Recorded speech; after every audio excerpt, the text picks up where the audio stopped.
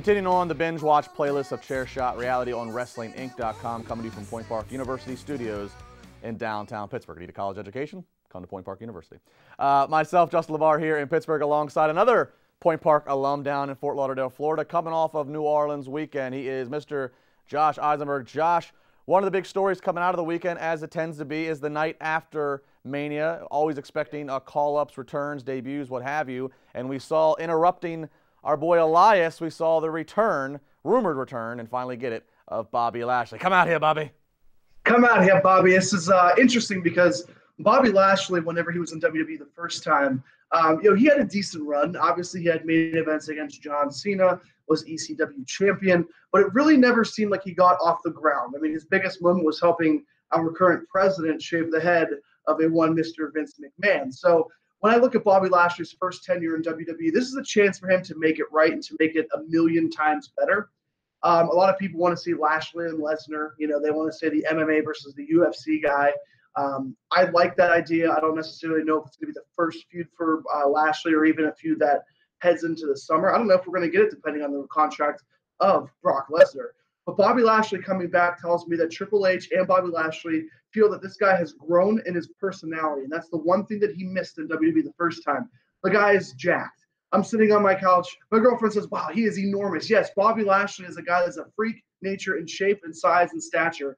But will he have that personality? I still need just a little bit in TNA, Justin, but I don't know if that's going to translate to the WWE audience. Yeah, and that's my biggest concern. I'll be honest. I was not one of the 15,000 in the Smoothie King Center jumping up and down to see Bobby Lashley. I just wasn't. No disrespect to Bobby. We've had Bobby actually on the show way back in the day. But it's what you said. You know, he's a freak of nature to look at, but I had that freak of nature and that MMA proven in Brock Lesnar. He's a freak of the nature to look at, but no personality. Well, I have Braun Strowman, who's a freak of nature and who is showing, who's just exerting so much personality each and every week. So I don't know what void there is for Bobby Lashley to fill.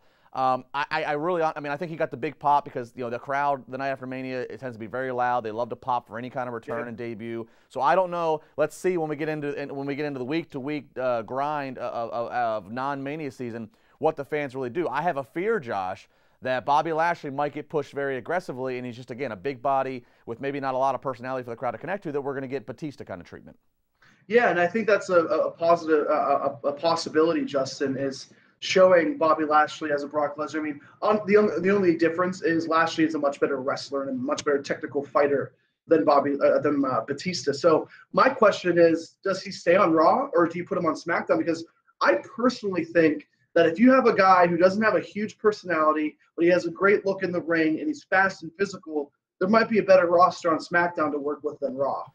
I agree. He might fit better on SmackDown for the reasons of, you know, we've seen SmackDown utilize guys like Shelton Benjamin and Chad Gable right now, who are great athletes, but maybe, you know, and to be fair to them, they've actually had some really good promos and entertaining stuff as heels. But SmackDown does tend to showcase those kind of guys like Bobby Lashley better. Also, again, because Brock Lesnar, while he might not be around a lot, depending on how this year shakes out with his WWE relationship and UFC relationship, he's still going to appear on Raw when he does show up. Braun Strowman's probably going to remain on Raw, we'd assume. So that would at least put Bobby Lashley over on a different brand away from those guys who are big possible threats in the casting call that is muscular and looking to have legitimacy and personality.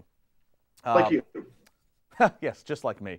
All right, so that's Bobby Lashley. We'd love to hear what you think. Make sure you hit us up at Josh Eisenberg 4, at Justin LeVar, at CS Reality. I want to switch topics over to SmackDown. I want to bring back in Queen of the Silver Screen, Miss Katie Arquette. Katie, on Tuesday, we saw Carmella come in and cash in her Money in the Bank. Was running out of time. She only had about 2 months left if we want to follow the rules of the Money in the Bank cash in. After Peyton Royce and Billie Kay beat up Charlotte. Charlotte did a phenomenal job selling, probably the most aggressive beatdown we've ever seen on her, not in a match.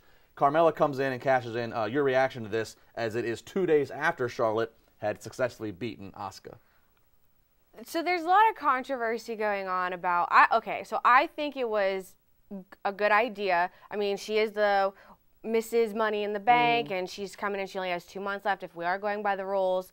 So I thought it was smart that they did it on SmackDown because they're both on SmackDown not on Raw, to do it after WrestleMania. The controversy is, it's like, why would she do it? She just had this great match with Asuka, this and that, but for all the reasons I just said. And how would you feel if she did it on WrestleMania? They would have taken everything away from that match, because as Charlotte put it, it was magical, and it did its job. Yeah, there was so much build to Asuka Charlotte, with Asuka's incredible streak and Charlotte being who she is.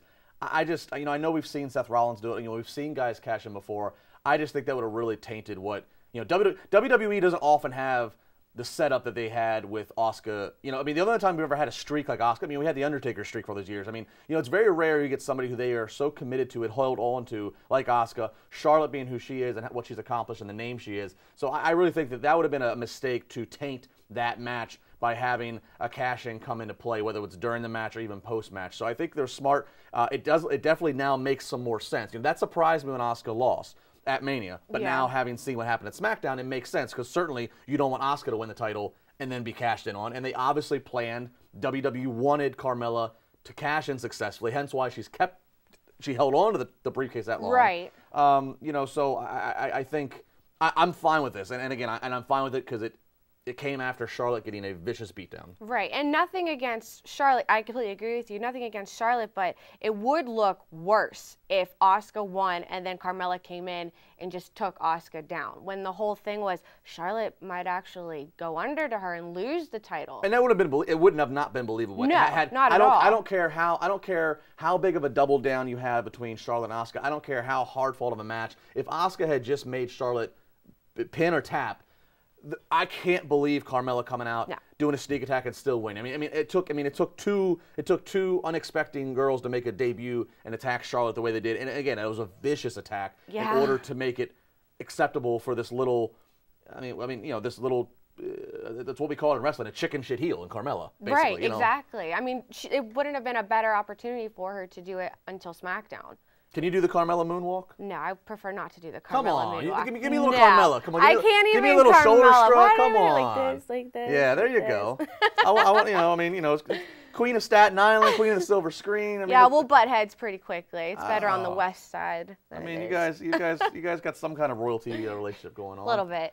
Follow her on Twitter. Follow all of us on Twitter, social media. We'd love to hear what you think, because we're all post-WrestleMania hangover here. But we're getting closer and closer to the next week. We're going to move on to the new year in WWE, which is the Superstar Shakeup. We got that to talk about. Plus, we had a lot of new call-ups. Josh Eisenberg and I are going to bring back a favorite of reality checks and see which of these call-ups are going to be successful or not. Don't go anywhere.